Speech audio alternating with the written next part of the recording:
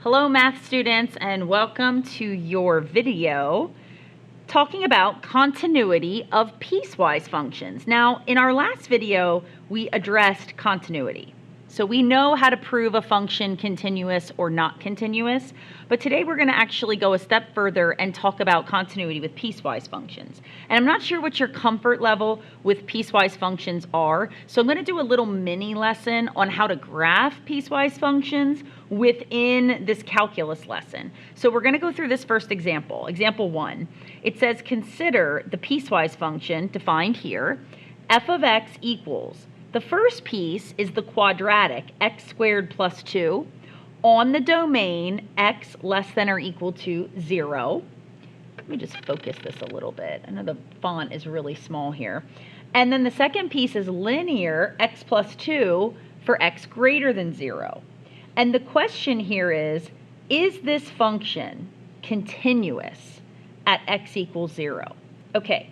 We're going to read this little note, and let me just cover this up so that we're focusing in on it. I'm going to read this out loud to you if you'll read along with me. I said, my first thought is this. Piece number 1 is quadratic. Quadratic functions are continuous for all real numbers by their very nature. When you studied quadratics, think about it. Your parabolas, there were no hiccups in the graph of a quadratic function. They were smooth sailing. So they're just continuous by their very nature. They don't have denominators that can be 0 that cause holes and vertical asymptotes. So that's looking good. Now, piece number 2 is linear. And linear functions are also continuous for all real numbers by nature. So in their own rights, independent of one another, these two functions are totally continuous everywhere. Therefore, the only possibility for a discontinuity would be the value of x where piece number 1 leaves off and piece number 2 picks up. This value is x equals 0. It makes sense then that example 1 asks us to determine if f of x is continuous at x equals 0. So what I'm getting at here is this question does not surprise me. Not in the least, because anything left of 0 is going to be continuous, anything right of 0 to continuous. They just may be disjointed where the two pieces come together, and that's what we're going to figure out. Okay, so we're going to do this both graphically and analytically, but we're going to start graphically. And this is your mini review on how to graph piecewise functions. So some of you can just, you have prior knowledge on this. You did this in pre-calculus. If you can run with this and sketch the graph, you do not need to go through what I'm about to show. But if you have any trouble, you can certainly come back to this technique. So what I like to do is I will take my first piece, click and drag it down here. So I'm stating my domain for x less than or equal to 0. The function is x squared plus 2. And then I choose x values within this domain. So a great place to start, all numbers less than or equal to 0, I'll start at the number that's showing there, 0. Okay, so if I plug 0 up here, f of 0 is 0 squared plus 2, which is 2. Now, the next logical choice, numbers less than or equal to 0, would be like a -1. We're going to the left. If I plug -1, -1 squared plus 2 is 3. And if I plug the next logical one would be -2. -2 squared plus 2, 6. And I keep going. -3 would be 11, and -4 would be 18. So to graph this piece, I simply plot these points. So here we go. Going to come down here to my graph. So 0, 2, right here. And I'm going to fill that dot right on in because 0, 2 is included in my domain because it's less than or equal to 0. And then -1, 3. And then -2, 6, which might be about right here. And now I'm kind of running out of room. So I'll just go ahead and sketch this. Now I know that this is a parabola, so I'm going to give it that arching parabolic shape. Now let me grab a pencil because I want to show you something. We know from our work in Algebra 2 that f of x equals x squared plus 2. Let's just think back to our parent graph. So you know x squared was just the parabola with vertex at 0, 0, opening upward. And when we learn transformations or translations, when you add 2, this just bumps the vertex up 2 units and takes that parabola up 2. So look at that. You see the left side here? It's looking like this. The rest of this graph, if we were to graph the whole thing, it would look like this, right?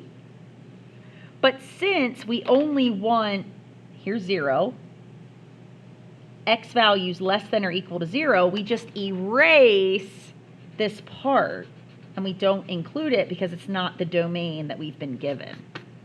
Okay?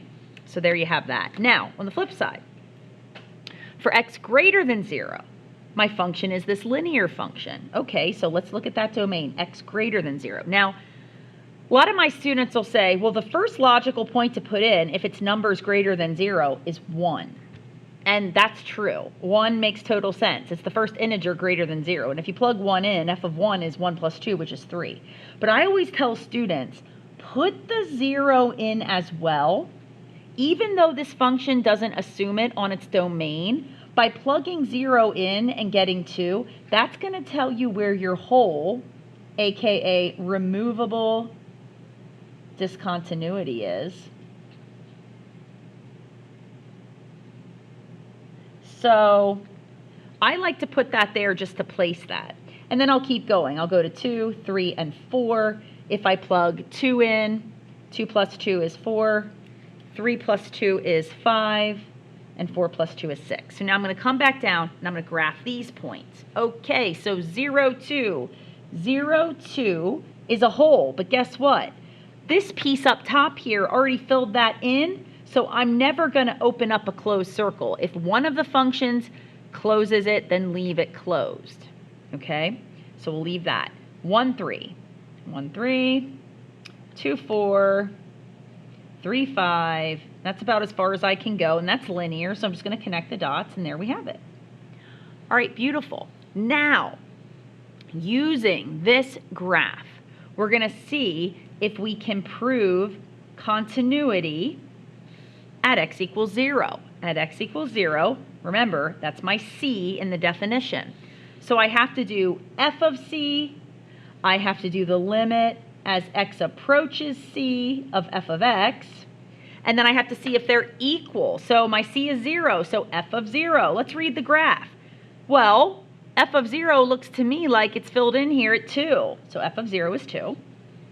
The limit as x approaches 0 of my function, well, from the left, the y values are going to 2. From the right, the y values are going to 2, so I'm going to go ahead and say that's 2.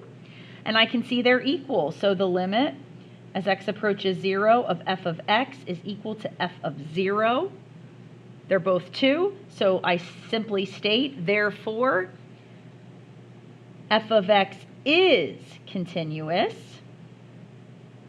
at x equals 0. And you can see my informal definition. I don't have to pick my pencil up, not one bit. I just trace away. No hiccups.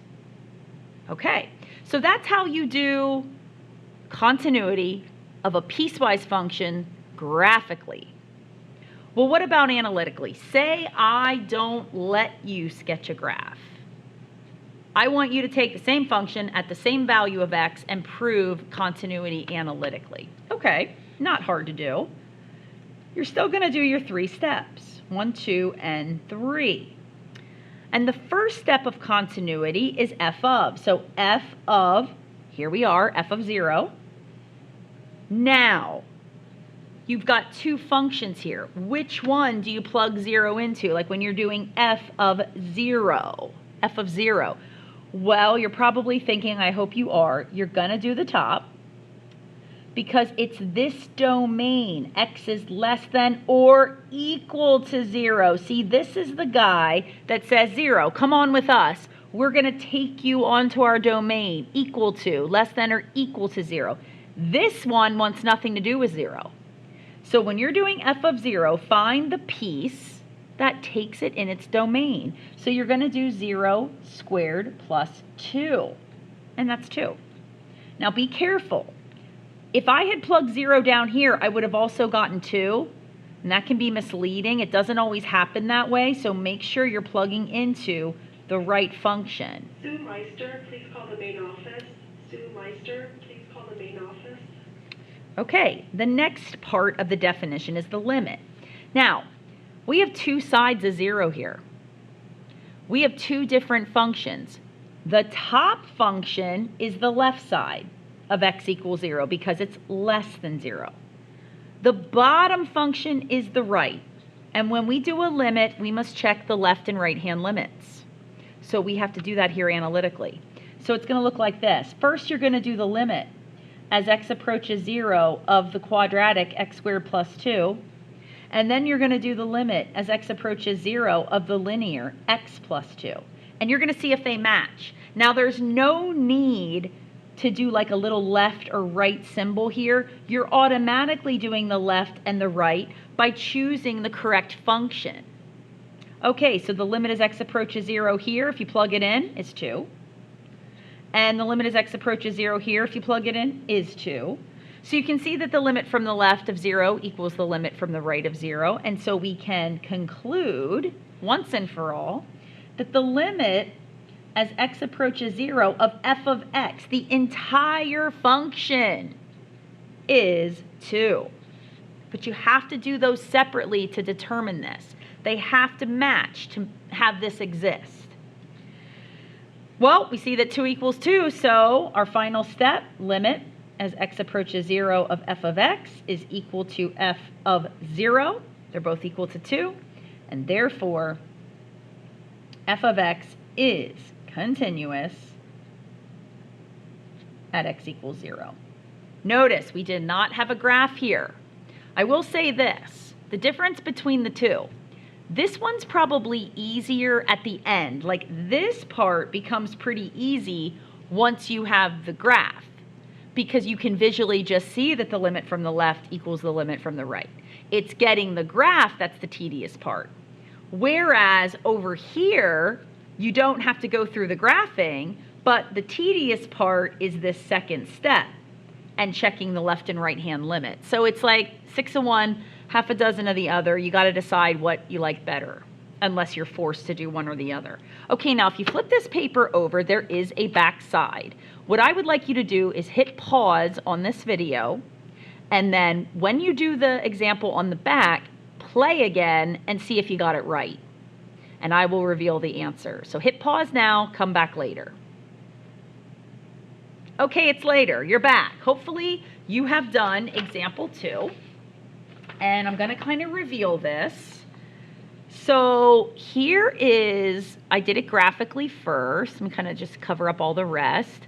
Hopefully you can see my table here. Here's my top table, my bottom table, and here is my graph. 2 linear functions, but at -1, they're disconnected with a jump discontinuity. You have a filled in dot at -1, 2, and your linear function is moving left. And then you have a hole at -1, 1, and we're moving to the right, but they don't meet. So what the continuity looks like is this. First bullet, you should have written f of -1 is equal to 2. Second bullet, the limit as x approaches -1 of f of x does not exist because the limit from the left does not equal the limit from the right.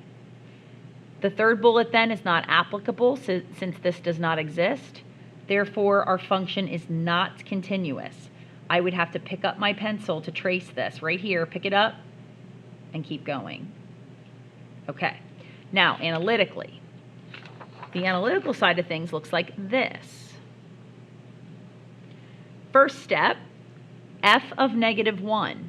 Look where I plugged it into the top function because it was the top function that took -1 on its domain. So f of -1 is equal to the opposite of -1 plus 1, which is 2. Second step, I've got 3 limits here. Here's the limit from the left of -1. The limit as x approaches -1 of -x plus 1 is equal to 2.